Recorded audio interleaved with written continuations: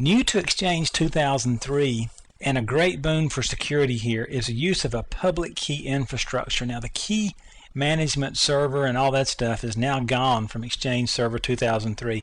And instead we're using a public key infrastructure. Now, exactly what is this? And you'll hear it called a PKI. Well, a PKI is a policy or a set of operations that allows for establishing the means for secure information exchange. Now, what this really means is encryption. Sadly, we find ourselves living in a world where there's more than enough people who are willing to steal our information, to manipulate our information, to mislead us, to just create havoc for us. And so we have to protect the data. When you get email from me, you want to make sure, for one, that it came from me, that it's not someone masquerading as me to tell you, incorrect information. Another thing, you want to know that the email message I sent you, let's say you get a message for Bill Gates, and he says he's going to offer you a job for $1 million a year.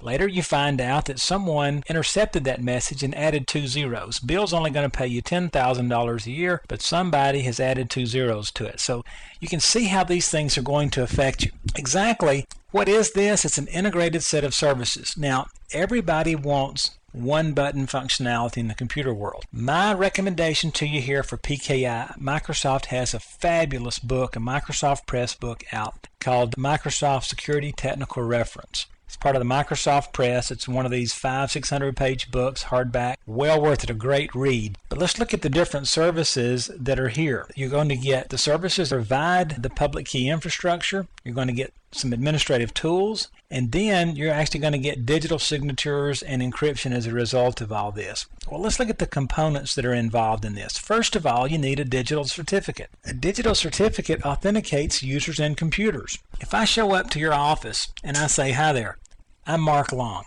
you say, "Okay, how do I know that?" But if I show up with a birth certificate and a driver's license, you can, with a little more confidence, assume that I am who I am. Now, if you go out to a third party, if you call someone and say, "Hey, that certificate has been revoked," what if it's expired? Or what if I've done something to cause that thing to be expired or to be revoked?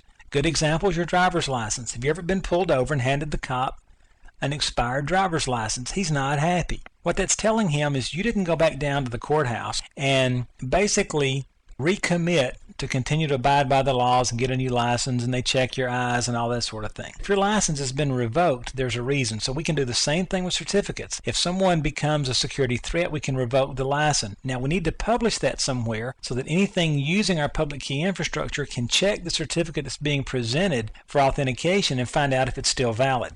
And these revocation lists usually they list the certificates whose expiration dates are upcoming. Certificate publication points. I'm going to have to place a certificate where they can be publicly available, because part of the certificates have my public key. Now, in all of this, we're getting off into cryptography with public-private key encryption. A public and a private key are mathematical opposites. And if I encrypt it with my private key, you can read it with my public key. And so that's how that works. Now, applications and services have to be able to use all of this to be able to either read a certificate or request a certificate, or to check the CRL, or to look in the location where certificates might already be.